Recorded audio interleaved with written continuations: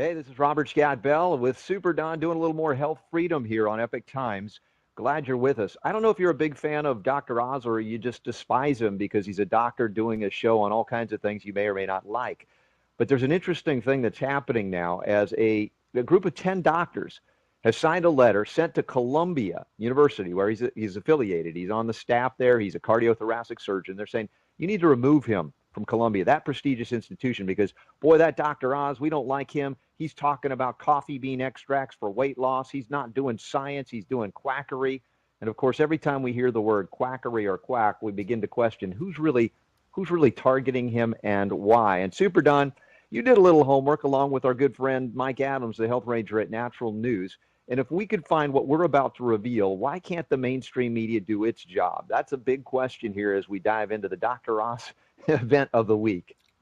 Yeah, one little radio producer, over on the West Coast found this in 10 minutes, and an entire war room at ABC News can't seem to find this on Google, apparently. Yeah. But Yeah. yeah, I mean, what we're talking about here is so ironic that, if this was a Republican candidate running for president against a Democrat, this would have been on every news channel you could think of, but for some reason you can't find this anywhere.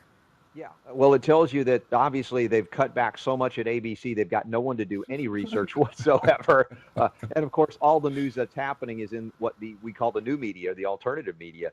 And here's a great case in point, because of the 10 that signed this, number one here discredits almost the entire claim of his quackery supposedly over the issue. And we're going to get into that right now.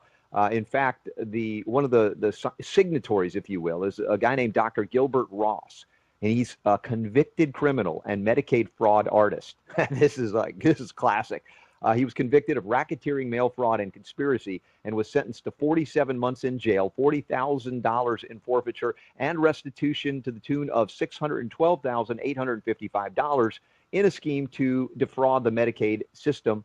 And that's according to a report, the U.S. Right to Know campaign. How did they miss this?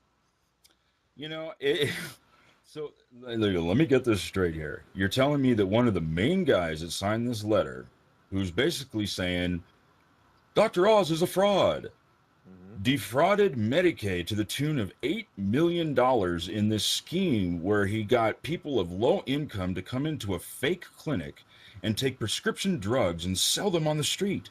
This guy is a racketeering and fraud.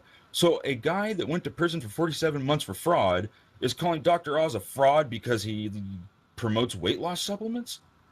Yeah. I mean, throw that letter in the trash. Yeah, well, who in the mainstream media, if you will, is covering this? Nobody. And, this is a real big issue. We have disagreed with Dr. Oz on the air before, haven't we, Super Don? I mean, it's not like, we're a lock, stock, and barrel Oz fan. When he does good work, we'll acknowledge it. When he doesn't, blindly support anybody. If you're right, you're right. If you're wrong, you're wrong. And we'll tell you both in both cases. Yeah, and in this case, it's just that it's patently absurd that you're letting 10 of these folks get away with it. Now, there's more about this.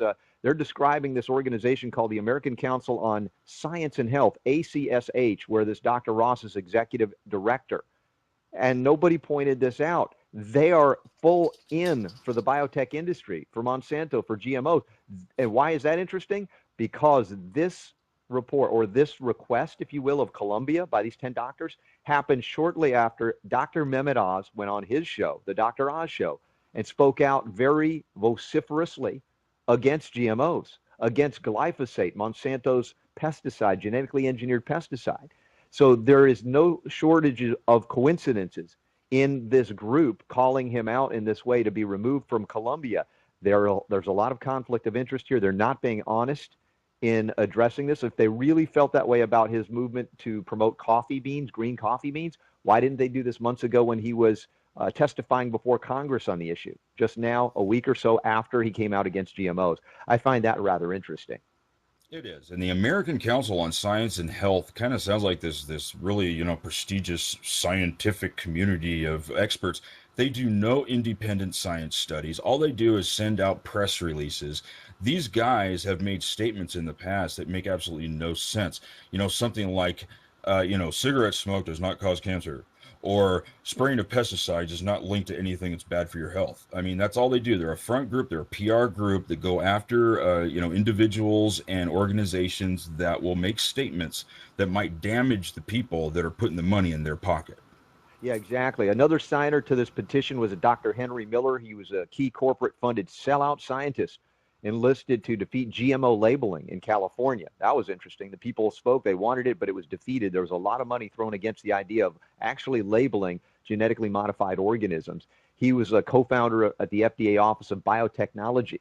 And then he's working in a way for Monsanto. The money is flowing through. So the point here is, and again, we may have people that disagree with us on the issue of genetically modified organisms, but using deceitful tactics in this way, being fraudulent yourself to call out someone you say is fraudulent, credibility is everything when you do this. No, those of you who know about this thing called the Bible might have heard, let you who have, let's say, without sin, cast the first stone, for instance. And we're not saying it's not right to criticize when there's legitimate criticism to happen. But in this case, if you're going to have somebody criticize and he happens to be convicted of fraud, maybe not a good idea for your cause. So think again, Monsanto. It's not going to work.